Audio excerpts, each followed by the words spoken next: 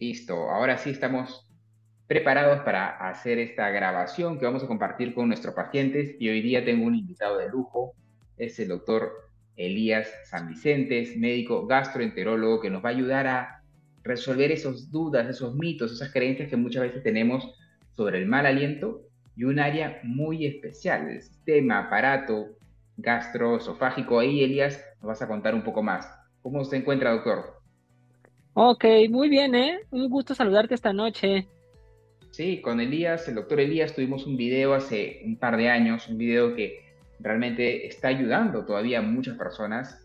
Y claro, esta es una actualización y he recogido algunas preguntas frecuentes de personas que me hacen llegar estas dudas, ya sea acá en el canal de YouTube, ya sea en las redes sociales o también aquí en mi consulta. Porque después de la boca, que es el principal origen del mal aliento, tenemos otras áreas donde este problema puede originarse o puede relacionarse, tal vez no tan frecuentes, pero que es importante conocer. Así que, doctor Elías, vamos con nuestra primera pregunta y esta se relaciona a la clásica conocida gastritis. ¿Qué nos puedes comentar un poquito sobre la gastritis y el mal aliento? Muy bien, ahí va un punto. De la gastritis pueden existir múltiples causas, que para empezar para nosotros es un diagnóstico que solamente se obtiene en el momento que entramos por endoscopia, obtenemos un pedacito de la mucosa del estómago y la mandamos a estudio. Y ahí ya nos reportan la gastritis. Pero existen causas. Obviamente en nuestros países, en especial de este lado del continente americano, se calcula que el porcentaje de gente infectada por Helicobacter pylori, que es una bacteria que puede causar gastritis, ronda más o menos como el 50 al 70% de la población. Sin embargo, no todos los pacientes que tienen Helicobacter pylori desarrollan gastritis y mucho menos no todos van a desarrollar, de los que tienen gastritis, van a desarrollar mal aliento. Sí puede ser que haya algunos que puedan tener la infección como causa del mal aliento, sí. Y sin embargo, precisamente como es tan frecuente la infección en nuestros países, dentro de los esquemas para búsqueda de las causas del mal aliento no entra. Tienes que irte a bibliografía anglosajona regularmente. Yo me acuerdo mucho de que la primera vez que lo vi en un libro de gastroenterología alemán, que ponían ahí como causa de mal aliento la infección por Helicobacter pylori. Y a mí me dije, ¿cómo? Si en nuestro país tenemos casi 70% de infección, pero si hay algunas secuencias donde el Helicobacter pylori puede intervenir, puede causar inflamación de la mucosa del estómago, que eso es lo que se conoce como gastritis, y eso sí ser una causa, pero no todos van a tener mal aliento por tener Helicobacter, ni todos los que tienen Helicobacter van a desarrollar gastritis. Hay diferentes niveles como de daño a la mucosa y cada uno va teniendo como diferentes manifestaciones. Entonces, no es 100% una relación de que la gastritis sea por el helicobacter, pueden existir por medicamentos, reflujo biliar y hasta cosas medioambientales a veces.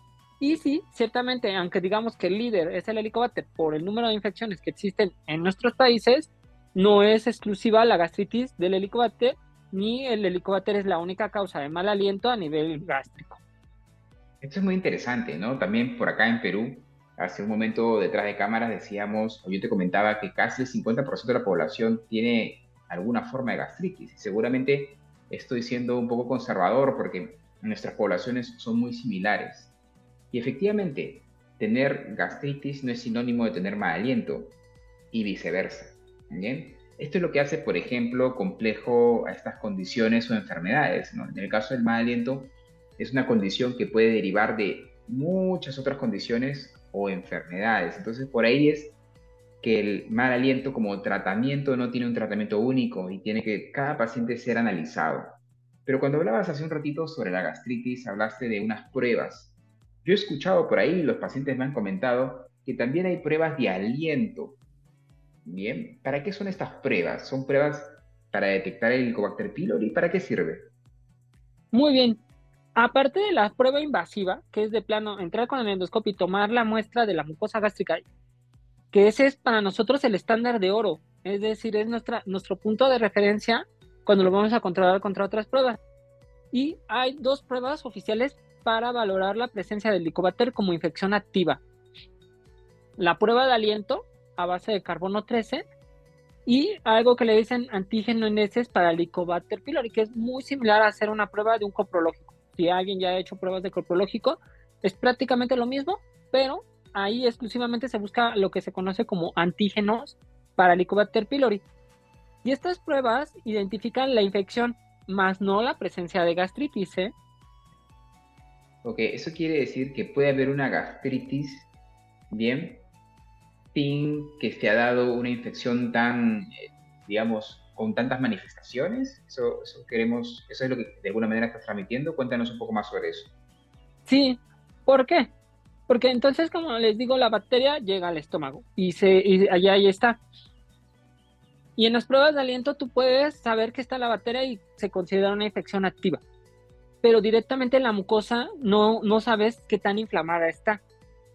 Podemos ponerlo por pruebas epidemiológicas o relaciones y eso, de que dicen, no es que tanto porcentaje de pacientes con la infección van a desarrollar gastritis, ¿no? Pero no sabes exactamente en qué estado se encuentra esa mucosa cuando encuentras la infección. Ciertamente tiene una gran ventaja el poder tener el diagnóstico sin tener que hacer toda una endoscopía porque te ahorras todo el procedimiento invasivo, la sedación y mandas al paciente. Cada paciente es muy importante individualizarlo, porque si a mí me llega alguien con un antecedente de haber tenido cáncer gástrico, obviamente a ese paciente no le voy a recomendar una prueba de aliento. Le digo, no, ¿sabe qué? Usted sí tiene que ir a endoscopía. Pero si me llega un paciente joven de 18 años, que sin antecedentes y que las manifestaciones a lo mucho tal vez puede ser el ardor en el estómago y nada más, pues le digo, ¿sabes qué? Para ti es ideal la prueba de aliento porque nos vamos a ahorrar todos estos pasos y vemos si tienes la infección. Por eso es tan importante que a la hora de elegir la prueba se elige, sí, ciertamente por comodidad, pero de acuerdo a los antecedentes del paciente para brindarle los máximos beneficios de acuerdo a la prueba. Esto que me dices es súper interesante porque también hay pacientes que me dicen, doctor, y ya que estoy aquí, ¿por qué no me indica con un gastroenterólogo naturalmente, por qué no me indica una endoscopía? Y yo les pregunto, ¿pero hace cuánto tiempo te han hecho una endoscopía? Depende de algunos factores, suelo comentarle al paciente. Sin embargo, el paciente muchas veces me dice, no, doctor, tal vez ya me toca de nuevo, ¿no? Y claro, esto va a depender de los factores que tú mencionas, ¿bien? Y seguramente en algún grupo de riesgo tendrá que ser esto un poco más frecuente. Tampoco no tan frecuente. Normalmente en estos grupos que merece la prueba hacer todo este proceso de sedación y tal vez ser un poquito más invasivos. Bien, hoy por hoy las pruebas de endoscopía son bastante confortables. Bueno, al menos cuando me ha tocado a mí, estoy sedado, no me he dado cuenta, me levanto muy bien, muy tranquilo y no pasó nada. Pero ¿cada cuánto tiempo estas personas que tienen ese perfil se deberían hacer esta prueba de endoscopía? Bien, por ejemplo, hablando del Helicobacter pylori y de su infección, cuando lo mandamos al estudio al patólogo, él nos va a reportar ciertos cambios en la mucosa. Hay cierto cambio que nosotros conocemos como metaplasia, que es el único que nosotros seguimos en el tiempo y eso es cada 3, cada 5 años, dependiendo a veces de algunos factores. Entonces, precisamente las pruebas de aliento o los antígenos en heces nos han ahorrado hasta la endoscopía cuando le damos el tratamiento, porque puede ser que de manera inicial hice endoscopía, me dijeron que había infección en las biopsias, le doy el tratamiento al paciente, pero ya para verificar que se haya quitado, ahí ya me ahorro el problema de tener que volverlo a meter, porque ahí sí ya nada más quiero saber si está o no. Ya sé cómo está la mucosa, entonces en ese momento es ideal para mí una prueba, por ejemplo, de aliento, porque me ahorra la endoscopía y ya nada más el paciente va y se hace su prueba de aliento y ya regresa conmigo. Entonces realmente las endoscopías, por ejemplo, para esta historia del estómago en específico, de las gastritis y esto, prácticamente a lo mucho, por muy cercanas, serán estudios cada 3 años. Y eso son ciertas condiciones ya muy particulares. Algo así como el 90 y tantos % de los pacientes con una van a tener y no va a haber mayor problema. Bien, muchas veces también algunos pacientes que me visitan de manera paralela a la visita que hacen conmigo acá en Clínica Encías para ver el tema del aliento, están pasando o pasaron hace no mucho una consulta con un otorrinolaringólogo, un gastroenterólogo. Bien, es algo bastante común, pasan primero por estas áreas médicas y estas áreas médicas lo derivan al odontólogo. Lamentablemente no todos los colegas manejan el tema del mal aliento, esto también es otro problema del cual deberíamos hablar en un momento, pero el paciente muchas veces está siguiendo un tratamiento a nivel gástrico, gastroenterológico, de gastritis. Bien, pero es muy común para mí escuchar pacientes que me dicen, no, doctor, ¿sabe qué? Me dieron unos antibióticos, me dieron unos líquidos, no me siento tan cómodo y dejan los tratamientos a mitad del proceso. Bien, ¿qué riesgos hay aquí? ¿Cuáles son las complicaciones? Por otro lado, de manera general, ¿en qué consiste este proceso de tratamiento de la gastritis? O en todo caso, cuando está acompañada también de Helicobacter pylori. Muy bien. Entonces, volviendo a que el helicóbacter no es la única causa, entonces vemos que cada paciente va a llevar para la gastritis cierto tipo de tratamiento. Tal vez a alguno nada más le dejamos o le cambiamos los medicamentos para que no le sigan agrediendo el estómago. A otros vemos la historia de esta cosilla que también a veces es sobrediagnosticada del reflujo biliar y tal vez damos un medicamento para que no esté en contacto la mucosa del estómago con este reflujo biliar. Y finalmente, ahora sí, como es lo más frecuente, el helicobacter, muy probablemente de las gastritis que a mí me llegan, pues lo más probable es que tenga que mandar un tratamiento para erradicar a la bacteria. Este sí es un punto muy especial porque es un tratamiento pesado. Son 3 antibióticos más o menos, o 2 antibióticos por 14 días. Hay pacientes que a mí me dicen, yo al segundo o tercer día lo tuve que dejar. Y sí, tenemos a decir verdad, esa historia de por qué hemos llegado hasta 3 antibióticos por 14 días es secundario precisamente a resistencias de la bacteria. La bacteria con el tiempo se volvió resistente a los esquemas, a veces incompletos o a veces mal indicados o a veces dejados por el paciente y desgraciadamente pues la bacteria se logró volver resistente y obviamente de tener esquemas hace 15 años donde nada más usaban 2 antibióticos tuvo que crecer a 2, a 3. Entonces así poco a poco ha ido esta carrera contra la bacteria. Primero nada más eran 7 días, después se dijo que eran 10, ahora son 14, entonces se ha tenido que ir alargando todo y aumentando el número de antibióticos precisamente secundario a uno, a malas indicaciones o malos seguimientos del tratamiento por parte del paciente y bueno, favoreciendo así la resistencia de la bacteria. El gran problema con esta bacteria, que es una realidad, ¿no? Tenemos resistencia bacteriana por todos lados. Felizmente a nivel odontológico los procesos infecciosos no requieren una terapia antibiótica tan larga, por ahí los pacientes suelen cumplirlos un poquito mejor. Aún así, a veces no cumplen todas las dosis y estas son parte de las consecuencias, ¿no? Pero mencionaste por ahí un tema que no lo tenía yo en mente y es el tema de metaplasia. Y cuando hablamos de metaplasia, esto me hace recordar mucho a esta relación que puede haber entre el Helicobacter pylori y también el cáncer gástrico. Bien, podríamos aprovechar, cuéntanos un poquito de esto. Esto es frecuente. Sé que cuando se da es bastante triste porque es bastante agresivo. Bien, cuéntanos un Sí, poquito sobre eso. porque la secuencia, o sea, lo primero que se inflama es la mucosa gástrica, ¿no? De ahí un porcentaje de pacientes sí van a hacer un cambio directo donde ya hay un cambio de la mucosa del estómago hacia otra cosita muy parecida a un epitelio intestinal, pero que no debería de estar ahí. No tenemos por qué tener epitelio intestinal dentro del estómago. Para eso hay intestino y para eso hay estómago. En el momento que se da ese cambio, es lo que nosotros conocemos como metaplasia. Es lo que nos reportan a nosotros en las biopsias como metaplasia. Y de la metaplasia todavía hay que hacer un salto más hacia algo que nosotros le decimos atrofia, después displasia y finalmente, ahora sí, después de todo ese largo camino que ha llevado la bacteria o que inició la bacteria, podemos llegar a lo que ya conocemos ya como una displasia de alto grado o de plano un carcinoma intramucoso. Ya de ahí, bueno, pues avanzará hacia la historia del cáncer gástrico. Pero esa es toda la secuencia de pasos que vamos teniendo. Precisamente por eso, sí tenemos como una manera de intervenir en la cadena, detectando la bacteria, erradicándola o cuidando ya después al estómago, vigilándolo, precisamente para evitar que nos vaya a hacer todo el recorrido. Ok, perfecto, me queda súper claro.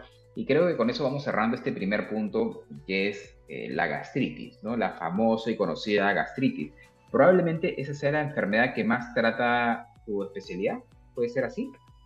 De mínimo de estar entre los 3 primeros lugares de la consulta que nosotros vemos, que nosotros ya la agrupamos como con un grupo de síntomas y donde primero la colocamos es algo que le decimos dispepsia, que es ahora sí nada más el cuadro clínico, y ya después de ahí, ya los que pasan de los que tienen dispepsia a endoscopía, bueno, ya se subclasificarán en qué tipo de gastritis tenía. Uh -huh. Ok, entonces tener dispepsia, que es esta sensación de hinchazón estomacal, de pesadez, Ajá, puede ser que derive en una gastritis, pero no necesariamente. exactamente, ¿eh? Porque también nosotros tenemos algo, lo que nosotros le decimos las dispepsias funcionales, que este sí ya es mi campo más puro Ujú. de la neurogastro, donde ni siquiera hay bacteria, ¿eh? Pero el estómago te está dando lata. Ujú. Ni hay inflamación de la mucosa ni nada, pero el estómago se pone a dar lata. Ok, esto da tiempo para otro video seguramente, y esto de Ujú. neurogastro. Me parece súper interesante y ahí podremos discutir muchas, muchas más cosas, pero vamos siguiendo nuestro trabajo acá con el mal aliento para ir resolviendo algunos mitos. Y ahora hablemos, amigo, del reflujo. ¿Qué hablamos del reflujo? ¿Qué es exactamente el reflujo? Pienso yo que es una condición cada vez más frecuente y muchas veces ya en pacientes relativamente jóvenes. Por la experiencia que tengo yo, el reflujo es algo que deberíamos tratarlo de manera temprana, porque muchas veces luego tratarlo se va volviendo un poco más complejo y lamentablemente esto lleva a consecuencias no muy agradables y efectivamente puede afectar de alguna manera la boca, ya sea a nivel de esmalte dental o generando un aliento no tan agradable. Pero me gustaría saber la opinión desde el punto de vista de tu especialidad, doctor Elías. Por favor, cuéntanos. Muy bien, y ahora sí, aprovechando que también tenemos como actualizaciones en diagnóstico de reflujo patológico, porque todos diario tenemos reflujo. Aproximadamente más o menos unos 40 episodios. Puede ser que un poco menos, algunas veces un poquito más, algunos pueden llegar a 60 tal vez episodios de reflujo al día, porque son un mecanismo del estómago para ventilarse. De manera intermitente, la válvula del esfínter esofágico inferior abre, permite la salida de gas y sí puede subir algunas ocasiones con cierta cantidad de líquido hacia el esófago.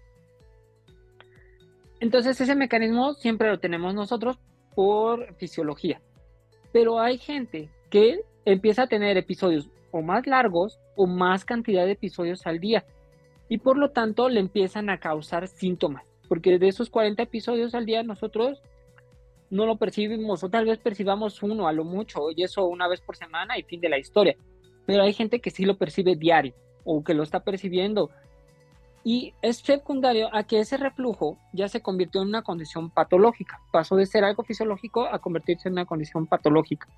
Y en ese momento, como bien mencionas, Juan, sí, desde hace algunos años precisamente se le considera como una causa de deterioro del esmalte dental al reflujo. Es precisamente por eso que sí es importante que no se vuelva como la costumbre de algunos pacientes de comprarse el antiácido en la farmacia, el Tums o algún otro remedio y estarlo tomando o masticando, porque si en algún momento, si nada más eso te pasara una vez al mes, pues no hay problema. Pero si lo tienes diario y lo estás usando diario, tienes que acudir ya a una valoración para ver qué es lo que está pasando y en qué se te puede ayudar de mejor manera. Y el reflujo puede darse de manera subclínica, es decir, sin que el paciente se dé cuenta. Generalmente Ok, es ese, así, ¿o ajá. no?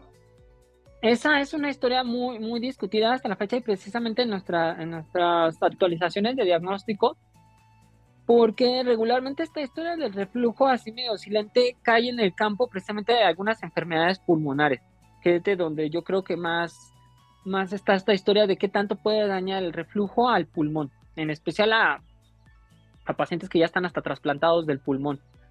Entonces, esta situación para nosotros siempre identifica dos síntomas cardinales para el reflujo que son los que siempre mandamos a buscar, que es el que el paciente refiera que le arde o que el paciente presente que de plano se le regresa el alimento. A ver, voy a tener que tomar agua, ¿eh? Dale, dale, claro que sí. La hidratación es súper importante, es un Ajá. factor primordial. Cada vez comparto y cada vez tengo más evidencia y encuentro más información de cómo la hidratación es clave para muchos procesos, ¿no? Para empezar, la saliva. Si uno no se hidrata, no produce saliva. Si no producimos saliva, nos quedamos con un mecanismo de defensa maravilloso, pero que no puede trabajar tan bien. No se produce un buen bolo alimenticio. Si no se produce un buen bolo alimenticio, luego esto Ah, también termina teniendo una repercusión a otros niveles, ¿no? Y eso es algo que también es bastante mucho interesante, mejor. ¿no? Ahí está, adelante, adelante, amigo, súper importante.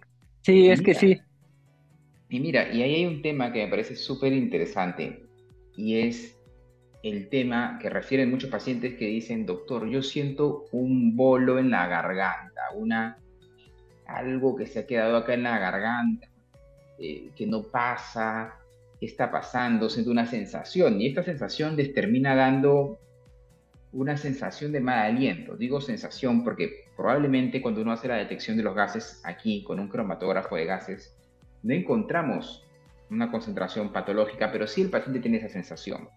Desde el punto de vista de mi área, muchas veces eso lo manejamos a través principalmente del control de la ansiedad, a través del control de la hidratación, a través del control de la conducta alimenticia, ¿no? Comer rápido, comer lento, en qué contexto estás comiendo, cuál es la calidad de los alimentos. Entonces, desde ahí empieza ese cuidado que muchas veces los odontólogos no estamos dispuestos a compartir, pero que es parte de la nutrición y el proceso digestivo. Desde el punto de vista de tu especialidad, ¿qué puedes comentarnos sobre esta sensación de atragantamiento, de bolo, de que algo se está quedando en la garganta? Ok, precisamente ahí lo podemos dividir como en dos grandes grupos. Los que verdaderamente sí se les está atorando, que puede ser un problema de deglución o disfagia, y los que tienen esa sensación que nosotros a veces le decimos glow, que es la sensación de que hay algo ahí y que está persistentemente, que algunos lo atribuyen precisamente a que puede estar contribuyendo el reflujo a ese grupo de pacientes para que presenten globus. Pero sí es muy cierto, la mayoría de ellos responden muy bien al control de la ansiedad para mejorar esta situación de de esa persistencia de esa sensación de que hay algo ahí atorado. Y bueno, obviamente nuestros grupos de pacientes que tienen disfagia, que están pasando mal sus alimentos o que tienen problemas de deglución, bueno, ellos sí van a tener que pasar a otro tipo de tratamientos y de valoraciones para ver en qué se les puede ayudar para que no vayan a tener mayores complicaciones con esta situación. Mira, y muy interesante, y aprovecho para compartirte una experiencia y compartir también acá con mis super pacientes una experiencia. Durante el año pasado, yo tuve un periodo de muchos cambios, estuve atravesando mucho estrés y empecé a combinar una fórmula que no era muy buena. La comida con las conversaciones, digamos, estresantes, la comida con las conversaciones un poco difíciles, eran momentos de toma de decisiones, y tuve un fenómeno que luego el médico me diagnosticó acá como espasmo esofágico, ¿bien? Que básicamente es como una obliteración, una contracción del esófago, ¿correcto? Sí, Cuéntanos un poquito sobre eso, porque no la pasé muy bien. Es algo que no es nada cómodo y que también puede relacionarse a esta sensación que muchos pacientes pueden tener. ¿Es frecuente, no es frecuente? ¿Qué nos puedes comentar un poquito sobre eso? Yo ya estoy muy bien, pero me gustaría saber tu opinión para compartir con los que nos ven. qué bueno, Juan, que ya. Precisamente el espasmo esofágico, el distal, es una de las causas de disfagia de nosotros, porque es netamente un problema motor del esófago. Es una de las causas de disfagia no obstructiva, porque alguien que se le cierra el esófago por un cáncer, por una estenosis, pues obviamente tiene disfagia, pero porque se ha cerrado mecánicamente. Pero cuando el esófago da esa contracción antes de tiempo o de manera no coordinada, pues obviamente el paciente va a sentir que se le atora, ¿no? La secuencia de deglución tiene un tiempo, la secuencia de cómo tiene que bajar ese alimento por el esófago hasta llegar al estómago tiene otro tiempo. Entonces, si el esófago se cierra antes del tiempo que tiene que ser, ¡pum! Se cierra, el bolo se queda ahí atorado y el paciente lo puede sentir como que algo se le queda atorado, como dolor torácico porque persiste el bolo en un esófago donde debería haber avanzado, y esto puede traducirse en las molestias. Algunos hasta lo asocian a que precisamente puede haber espasmo secundario a reflujo o espasmo que es como independiente al reflujo. Ajá, entonces hay hasta pequeñas consideraciones dentro de nuestras categorías de clasificación de trastornos motores del esófago para este tipo de problemas. Y sí, la mayoría de ellos equivalen a dejar cierto tipo de medicamentos para mejorar el espasmo, y también ajustar algunas cosas en la dieta precisamente para favorecer que no estén pasando estas situaciones. Totalmente, totalmente. Y me tocó implementar varias cosas en la dieta, como tú dices muy bien. También Ujú. separar un poco este manejo emocional, este manejo de carga laboral también, que siempre es algo que tenemos que hacer de seguimiento, ¿no? Porque nuestra salud es lo más importante. Ajá. Bien. Y cuando hablábamos de gastritis hace un momento, lo tengo todo acá anotado, mencionaste acerca de cómo era el tratamiento, cada cuánto tiempo hay que hacerse una evaluación. ¿Qué podríamos o qué podrías comentarnos acerca del tema del reflujo? Muy bien, del reflujo, nosotros precisamente de acuerdo al tipo de daño que nos encontramos o el tipo de manifestaciones, es como vamos ajustando el tratamiento. Entonces, por ejemplo, hay pacientes que les podemos dar un tratamiento antiácido para 6, 8 semanas y valorar a partir de ahí si ya se quitaron las molestias o qué tanto recayó después de esa situación. Hay pacientes que precisamente a veces por la edad o la situación de que me dicen, yo no quiero estar tomando la pastilla, podemos hacer cierto tipo de estudios, valorar que también está trabajando ese esófago, qué tanto se estás poniendo ácido y decirle, bueno, nuestra mejor opción para ti es mandarte a un tratamiento invasivo a través de cirugía, a través de endoscopía, porque también ya se pueden obtener algunos tratamientos invasivos para reflujo, pero precisamente a cada paciente se le va acomodando.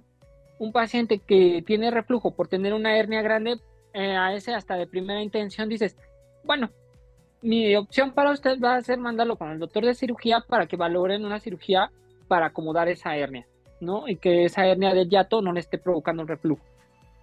A tal paciente decimos, no, bueno, tal vez usted tiene más alto riesgo de cirugía o de complicaciones pulmonares por la cirugía, mejor a usted le voy a dejar este tratamiento tomado y no los ponemos a ese riesgo. Entonces, nuevamente en el tratamiento sí importa mucho cómo está ese paciente. No todos van a recibir el mismo. Puede parecer muy atractiva también a veces los nuevos antiácidos, pero tal vez tú no eres el mejor candidato porque estás tomando tal o cual pastilla y donde podrían estar chocando los medicamentos. Precisamente por eso es la importancia de que en la consulta todos estos puntos se valoran para elegir el mejor tratamiento. Algo que siempre le recomiendo a mis pacientes, porque naturalmente el paciente que viene con el cuadro de mal aliento es un paciente que ha visto afectada su seguridad y su confianza.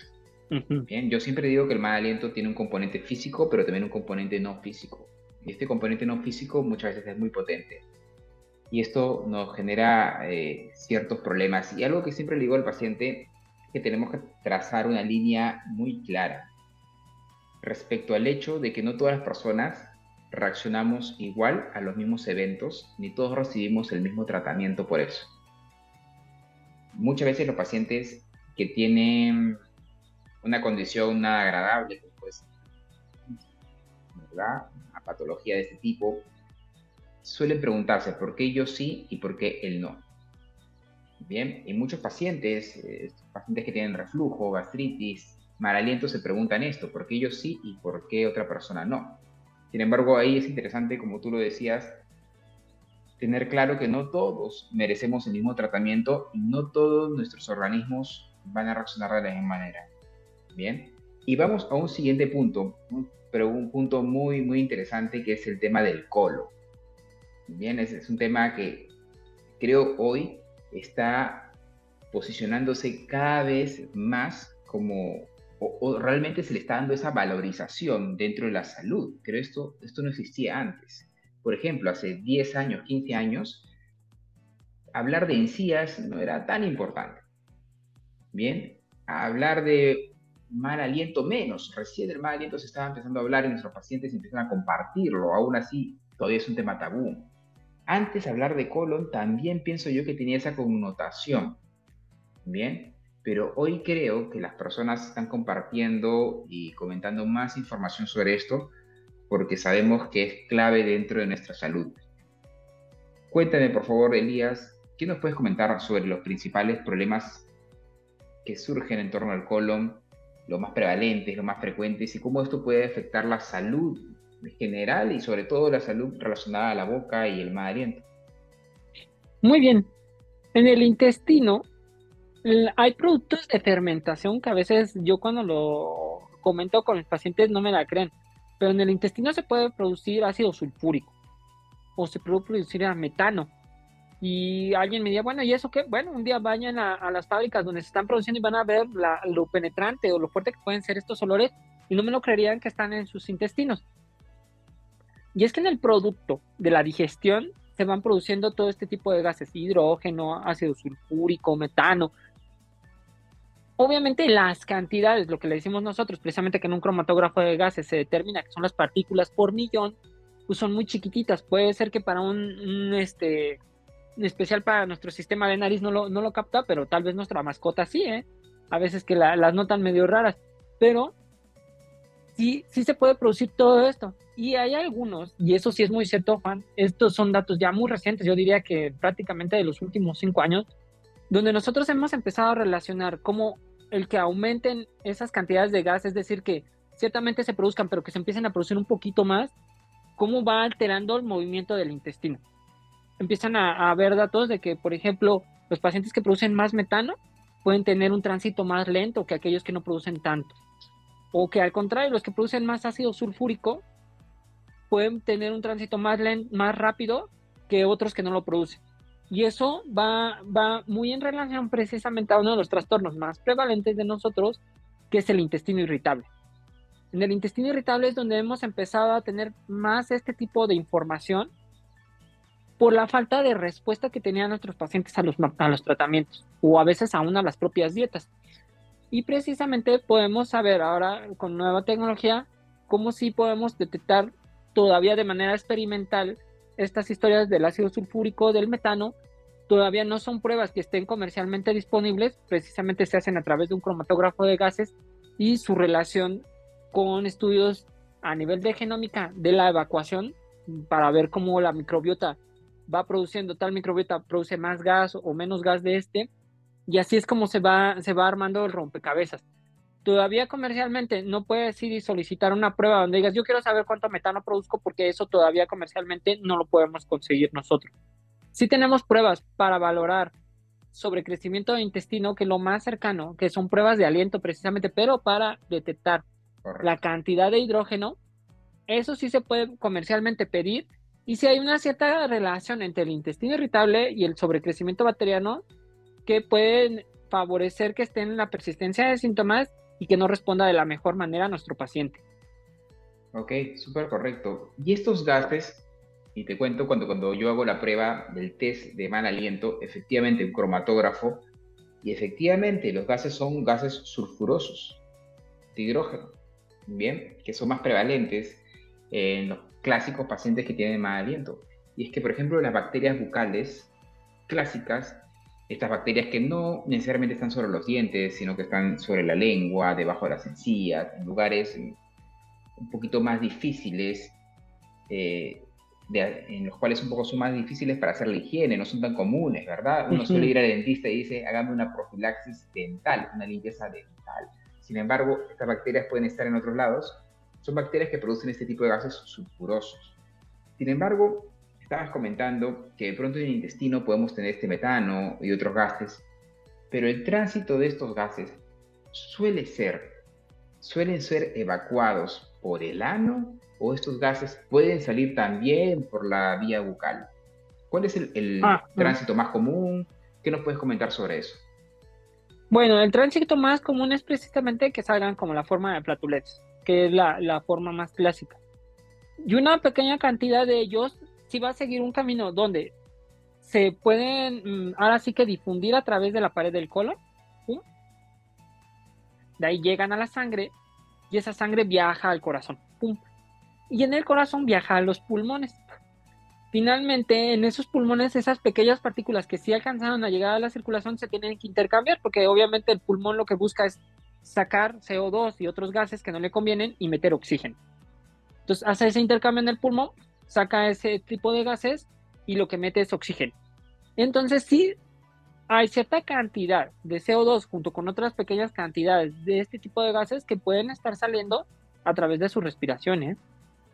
Pero ahí pensaríamos que son cuadros no tan comunes, son los cuadros menos prevalentes, es decir, los que menos vamos a encontrar, o hay algunas patologías en especial o condiciones en especial que van a predisponer a que este paciente pueda tener esa vía de evacuación de los gases a través de primero la circulación, vía pulmonar y luego la respiración.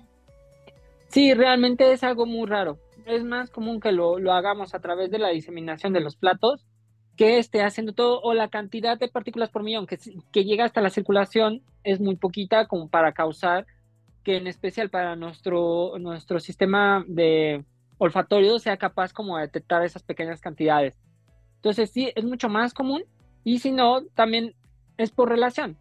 Después de reflujo, después de gastritis, intestino irritable a veces es hasta más frecuente que estas patologías. Entonces, imagínense, si realmente los intestinos irritables tuvieran mal, si toda la gente con intestino irritable tuviera mal aliento, no, hombre, la cantidad de gente que sí tendría, Mucha gente. y no es cierto, ¿no? Esto no, sería una tristeza para la gran mayoría de mujeres, que son las que más les afecta, porque prácticamente un montón tendrían mal aliento. Ok. Y este intestino irritable, este problema del colon, ¿tiene algunas características adicionales? Es decir, ¿puede darse por el consumo de algún tipo de alimento, por algún tipo de actividad en especial? ¿O por qué se produce finalmente? Muy bien, intestino irritable hasta la fecha para nosotros no tiene como un punto de partida así franco, pero sí representa para nosotros el modelo de enfermedad de algo que le decimos trastornos del eje intestino-cerebro. Y él para nosotros es como el modelo de estudio, y desde donde han partido todas las otras historias para ir creando todos los otros, o para ir más o menos clasificando los otros tipos de trastornos que pueden existir a nivel de esófago, a nivel de recto, pero él es nuestro modelo de estudio. Y precisamente por él es donde más se ha estudiado la microbiota y esta historia de los gases que recientemente se ha estado estudiando. Últimamente he escuchado una frase y mucha gente que se refiere al estómago como el segundo cerebro.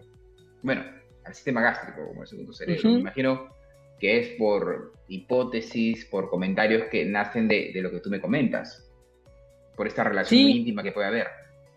sí, porque aunque desde hace mucho tiempo se conocía como la función intestinal ya llevada como a la investigación formal hace muy poquito tiempo, y sí, el sistema nervioso entérico tiene prácticamente 100 millones de neuronas, Wow. que es el mismo número de neuronas que tiene nuestra médula espinal, que es la que nos hace movernos como nos movemos. Entonces, de ahí la importancia de que de ese tipo de trastornos y las implicaciones que puede tener el nada más decir que nada más son por nervios, ¿no? Realmente sí tienen un trasfondo que requiere un tratamiento integral. Muy interesante. Y ya que estamos hablando de ese punto, hay algunas otras preguntas frecuentes relacionadas también. Por ejemplo, me dicen, doctor, lo que pasa es que no estoy tomando probióticos, por ejemplo. ¿Y cuál es el impacto que tiene dentro de todo este sistema?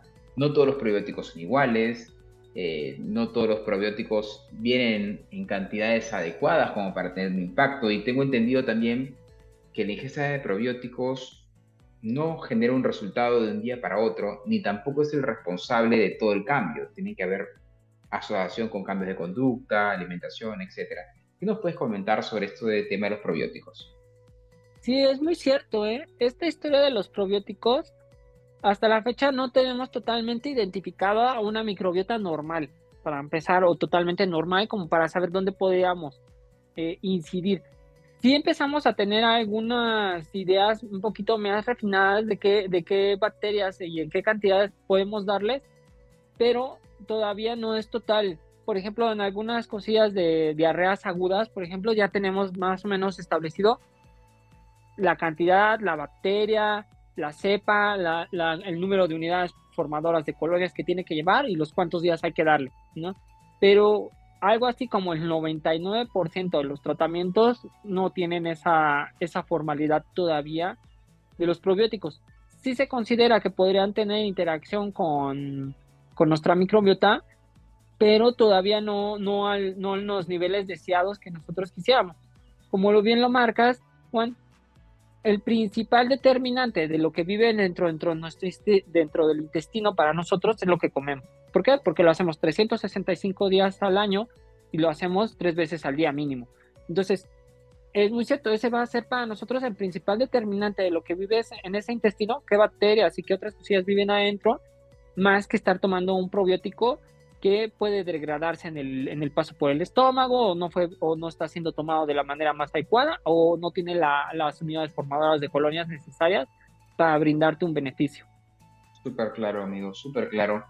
Y acá paso a otro punto que también es muy conocido, muy popular, que es la intolerancia a la lactosa.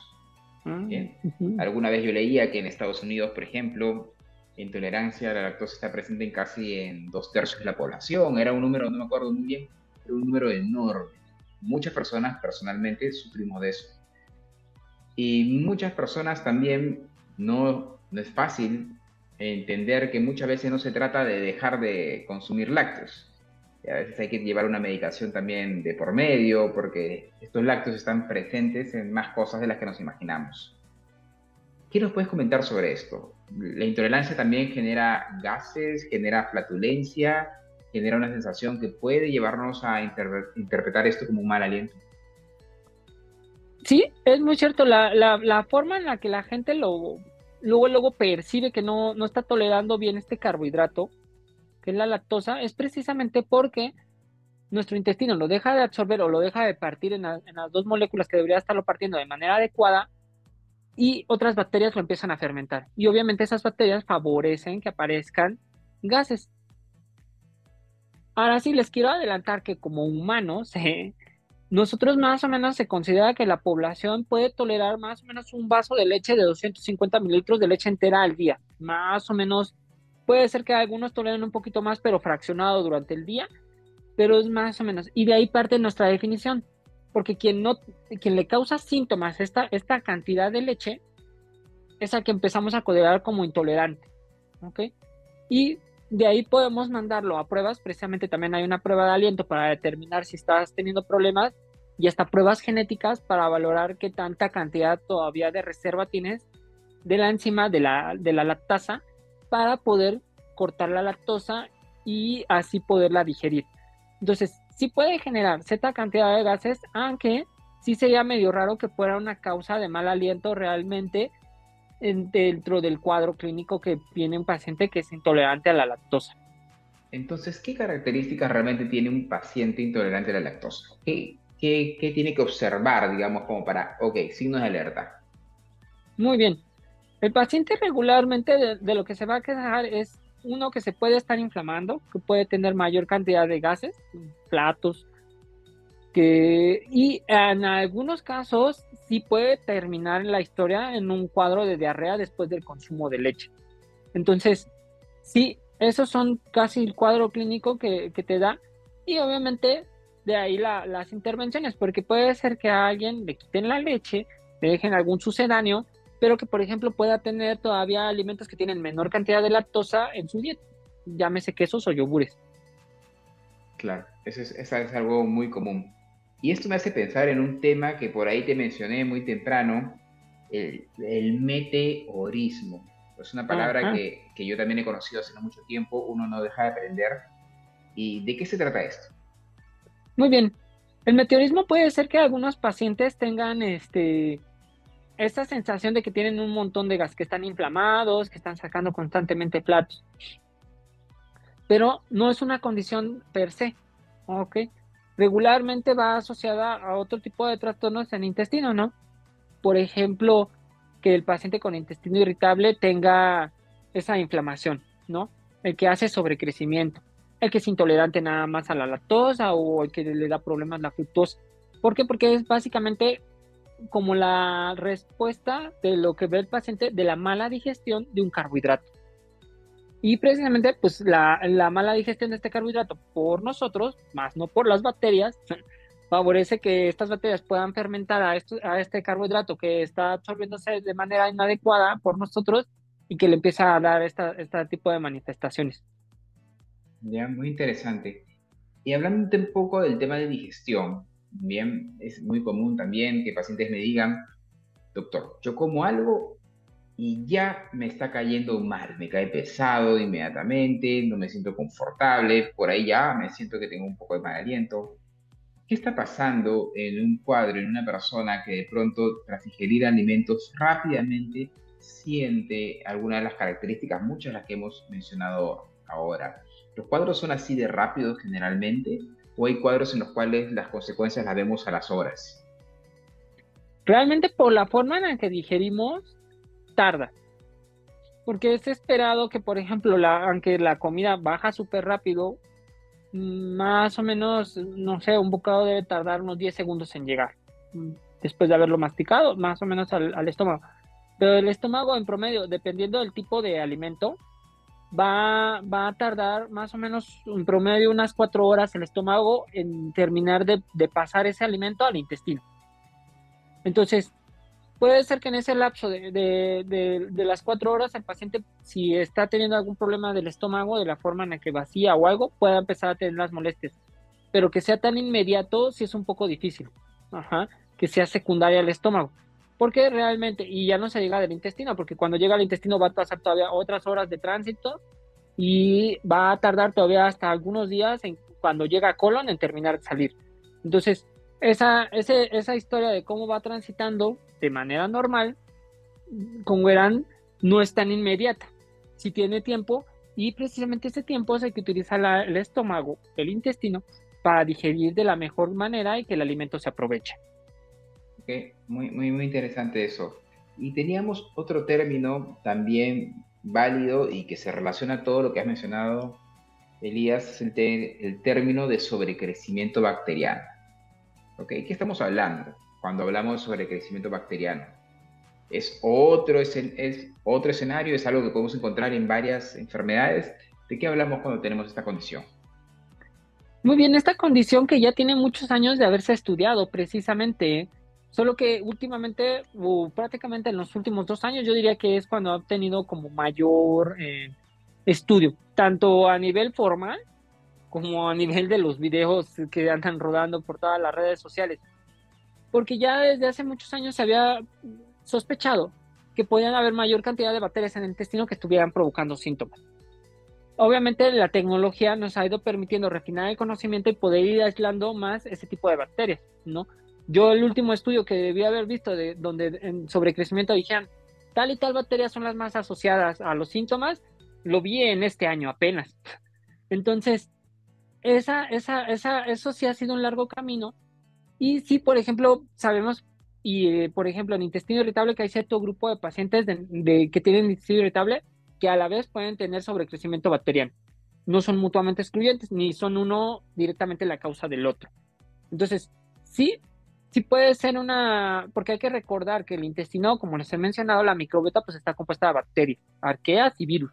Entonces, sí hay cierta cantidad de bacterias, pero hay cosas que pueden favorecer que tengas más bacterias de las que deberías de tener o más bacterias de las que, por ejemplo, producen gas, y ahí es donde viene el problema y empiezan los síntomas. ¿Ok? Este sobrecrecimiento bacteriano, digamos que no es una enfermedad en sí, sino que es una condición que puede estar también nuevamente derivada de diferentes otras condiciones. Aunque puede ser Exactamente. una característica relacionada a diferentes otras condiciones. Es muy cierto, así, Juan. Es muy raro que el sobrecrecimiento sea el solito. Tiene que haber algo que te esté predisponiendo a que hagas sobrecrecimiento, ¿no? Muy Algún cambio interesante. anatómico, la forma en la que trabaja tu intestino, pero el solito, así de la nada, no. Es muy interesante eso y eso me hace recordar algunos comentarios adicionales. Como decía alguna vez un paciente buscando una solución de mal aliento. Tú sabes que muchas personas van comentando acá también. Y decía, doctor, la solución del mal aliento es entonces laxarse, purgarse, como comentábamos hace un momento, ¿no? Cuéntanos un poquito cuál es el impacto realmente de estas técnicas de laxarse, digamos, que uno puede hacer en casa. ¿Realmente eso está indicado? ¿No debería ser así? ¿Solamente debería ser bajo prescripción médica? ¿Qué nos puedes comentar un poco sobre eso? Sí, y yo creo que esta historia cae muy en consonancia con la gente que precisamente tiene estreñimiento y cómo le da miedo de que tenga todo eso adentro, ¿no? Y esto realmente el purgarse, como lo harían los abuelitos que decían, tómate el aceite de resino, que para nosotros ya usamos un laxante formal para purgar al paciente, está reservado para condiciones muy específicas. Cirugía de colon, colonoscopía, algún estudio de tomografía en específico donde se va a revisar el colon. Realmente los días que vamos a usar un laxante así de grande ya para vaciar ese colon, porque siempre también es bastante común que alguien le tome una radiografía a alguien y dicen, es que tiene materia fecal adentro. Normalmente el colon va a tener materia fecal porque estamos comiendo. Volvemos a la historia de que estamos comiendo diario y lo estamos haciendo mínimo 3 veces al día. Entonces constantemente está pasando algo al intestino y del intestino al colon y obviamente va a tener cierta cantidad de materia fecal el colon. Precisamente por eso, el día que nosotros decimos, no, ahora sí necesito que ese colon no tenga nada, que mandamos un laxante grandísimo que provoca diarrea, está reservado para ocasiones muy específicas porque sabemos que ese día sí vamos a necesitar que ese colon esté vacío para revisarlo, para operarlo. Entonces, no es algo como saludable también estarlo haciendo constantemente, porque adentro del intestino, pues como les dije, viven cierto tipo de bacterias que también no todas son malas, te están echando, tienen una relación simbiótica contigo, entonces estar lavándolas, pues no es la mejor manera para tratar algunas condiciones. Ok, entonces realmente esta estrategia de laxarse no debería ser algo habitual. ¿Es correcto? Sí, no. Bien. Y también tocaste ahorita un tema muy interesante, que es el tema de la defecación, ¿no? Porque es una duda frecuente, doctor, tal vez yo estoy estreñido y leí que hay este camino tortuoso y lejano de reabsorción intestinal y todo el proceso que hemos combinado, ¿bien? Que hemos comentado, perdón. ¿Y cuál es lo normal? Mencionaste ahorita 3 veces al día, 1 vez al día, 2 veces al día. ¿Qué es lo normal o recomendable y cuáles son los signos de alerta? Muy bien, aquí tenemos todavía un margen medio larguito, desde alguien que puede estar evacuando 3 veces al día a uno que puede estar evacuando una vez cada 72 horas. E Okay. increíblemente los dos, si no les duele, si no les cuesta trabajo, si no les causa molestias, son normales ambos tránsitos. Alguien me dirá, pero ¿cómo una vez cada 72 horas? Cada intestino, cada colon tiene una velocidad de trabajo. Así como hay algunos que están trabajando 3 veces al día por un reflejo gastrocólico bastante marcado, que cada vez que comen tienen las ganas, porque ese es un reflejo, y sí es algo fisiológico, hay algunos que puede ser que lo tengan más disminuido ese reflejo y nada más están yendo cada 72 horas, pero no les causa ninguna molestia, ¿no? Entonces en esa ventana, pues podemos tener pacientes que pueden estar evacuando una vez al día, una vez cada 48 horas, o sea, sí hay como media variabilidad en el grupo de intestino y de colon de qué tan rápido está progresando así que la reabsorción, la digestión, pero no es necesario, como algunos piensan, que tengan que estar evacuando con cada comida. Y Bien, como yo les digo a mis pacientes, si tú intentas forzarte y te estás evacuando cada 48 horas y intentas empujarlo de así de la nada con un medicamento a cada 40, a cada 24 horas, 3 veces al día, es como si estuvieras forzando un carro. O sea, y ese eres tú.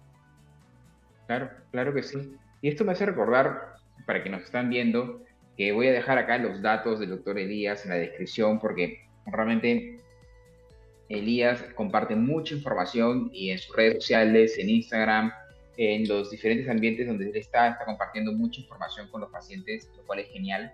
Y recuerdo que hace no mucho compartiste en Instagram un contenido acerca de las heces y específicamente mencionabas que hay diferentes consistencias y que esto se relaciona también y que hay signos de alerta también que valgan verdades se relacionan a esta consistencia o características que pueden tener las heces. ¿Qué nos podrías comentar sobre eso? Muy bien. Precisamente les quiero adelantar que la evacuación, porque también alguien me diría, bueno, ya tomo un laxante y ya, ¿no? Porque la evacuación, el volumen, está determinado por la cantidad de fibra que estás consumiendo. Es el principal determinante y el agua, y ahora sí que la cantidad de pasos que estés dando para más o menos el tránsito. Entonces, todo eso influye en qué tanto, y no solamente qué tan frecuente vas, sino qué tanto volumen tiene. Eso nunca te lo va a dar un laxante. El volumen nunca lo va a dar un laxante. Puede dar la frecuencia, más no el volumen. Entonces, una evacuación normalmente tiene que estar formada. Puede ser que algunos hagan en trocitos, algunas cosillas, dependiendo de la cantidad de fibra que se ha estado comiendo, pero no se tiene que deshacer al llegar a la taza. Al llegar al agua no se tiene que deshacer. Si está pasando que llega al agua y totalmente se deshace en ese momento, hasta por eso podría indicar que algo en la digestión no está caminando de la mejor manera o te está faltando fibra. Ajá, para darle más consistencia a esa evacuación.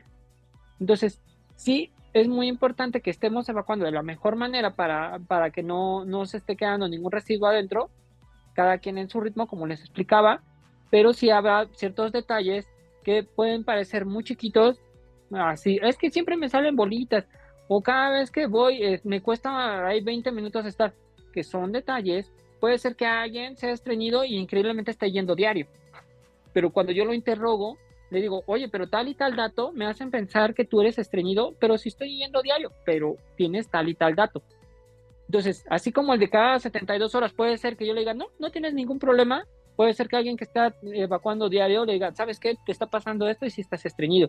Entonces, si cada paciente a la hora de ir a la consulta se valoran hasta este tipo de detalles de cuánto tienen que empujar, la sensación que están teniendo después de evacuar, para lograr colocarlos de la mejor manera y saber quién sí va a requerir tratamiento y quién simplemente puede quedarse así. Uh-huh. Súper interesante, súper interesante.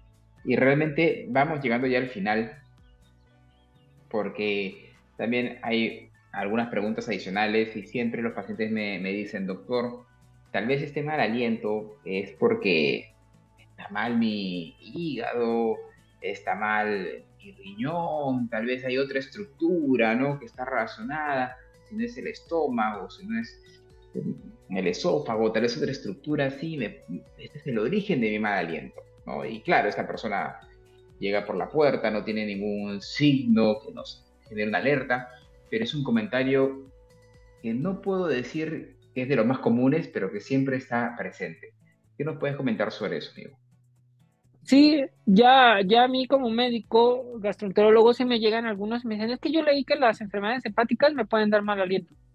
Sí, pero en un paciente que tiene cirrosis, y para esto una cirrosis avanzada. O sea, porque para nosotros no todos los cirróticos son iguales, hay algunos que están intermedios, que son iniciales. Entonces, sí, porque es muy cierto, un órgano que depura como el riñón, en el momento que deja de depurar, pues empiezan a quedar toxinas en el cuerpo. Y obviamente la manera que tiene precisamente para intentar sacarlas, en algunas ocasiones esas mayores cantidades de toxinas es a través del aliento, para irse deshaciendo, por ejemplo, de gases como el amonio, que a veces se llega a producir de más cuando hay cirrosis. Entonces, sí son causa, pero nada más en etapas terminales. Realmente cuando un paciente está en una cirrosis avanzada, cuando un paciente tiene una enfermedad renal crónica que ya requiere diálisis, van a tener consecuencia en el aliento por las toxinas, pero solamente en esas fases. Antes de eso es bien raro que una enfermedad sistémica dé mal aliento. Súper, súper, súper interesante y creo que con eso, amigo, nos has aclarado muchas dudas. Bien. Y realmente es increíble cómo esta parte del organismo tiene un protagonismo tan grande. Y me siento muy contento realmente de que hoy, el 2023, se esté valorando cada vez más esto, ¿no?